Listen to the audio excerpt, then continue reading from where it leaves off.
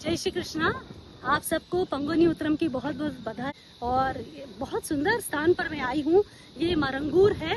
यहाँ भगवान कार्तिकेय का बहुत प्राचीन मंदिर है। ऑलमोस्ट 2500 साल पुराना इतिहास है इस मंदिर का। ऐसा कहा जाता है, आपने वो कथा सुनी होगी जिसमें इंद्र को माता अहिल्या के साथ दुष्कर्म करने के लिए गौतम ऋषि ने श्राप दिया था, जिसके कारण इंद्र के पूरे शरीर पे ऑलमोस्ट 1000 फीमेल जेनाइटेलिया उग गए थे और उसको बहुत शर्मिंदा हो गया इंद्र इसके कारण, और उसने भगवान शिव जी की तपस्या करी थी। तो यहाँ से 5 किलोमीटर की दूरी पर सुचिंद्रम करके एक स्थान है जहाँ भगवान शिव, विष्णु जी और ब्रह्मा जी एक साथ प्रकट हुए हैं एक लिंग के स्वरूप में। और ऐसा कहते हैं कि वहां पर भगवान ने उसको पाप से मुक्ति, श्राप से मुक्ति प्रदान की थी। इसीलिए उस स्थान का नाम सुचिंद्रम है। शुचि जो इंद्र को मिली थी। और ऐसा कहा जाता है कि रोज रात में पूजा करने के लिए इंद्र आज भी उस मंदिर में आता है। तो इंद्र का जो घोड़ा था उसका नाम है उच्चश्रवा।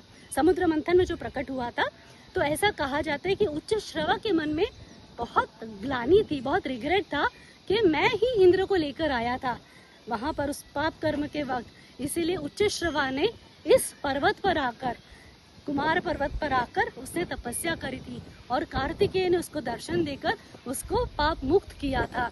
और साल में ऐसा कहा जाता है कि इस मंदिर में 2 बार भगवान की उत्सव मूर्ति निकलती है घोड़े के ऊपर, क्योंकि वो उच्चश्रवा की भक्ति का प्रतीक है। और साल में 2 बार पूरा उच्चश्रवा एक घोड़े के ऊपर भगवान का प्रोसेशन निकलता है और बहुत ही सुंदर है। अगर आप देखेंगे यहाँ पर तो इतने सुंदर से, इतना मेरे पीछे आप देखिए तालाब है और बहुत सुंदर माउंटेन रेंज है आसपास। ये बहुत ही सुंदर स्थान है और ये कन्याकुमारी से 13 किलोमीटर की दूरी पर है। आपको जब भी पॉसिबल हो आप प्लीज यहाँ जरूर आइए और इतने सुंदर दर्शन का जरूर फायदा उठाइए। ये हमारे कुल देवता है। इस स्थान का नाम मरंगूर है। और ऐसा भी कथाएं हैं कि बहुत सारे सिद्ध ऋषि मुनि यहाँ पर आकर भगवान के दर्शन के लिए आते थे, तपस्या करते थे। और नारायण गुरु करके ऐसे ही सिद्धर थे।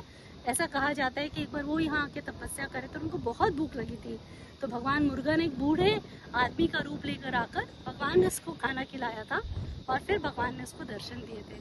ये बहुत सुंदर स्थान है। आप जरूर यहाँ आके दर्शन का लाभ लीजिए। जय श्री कृष्णा।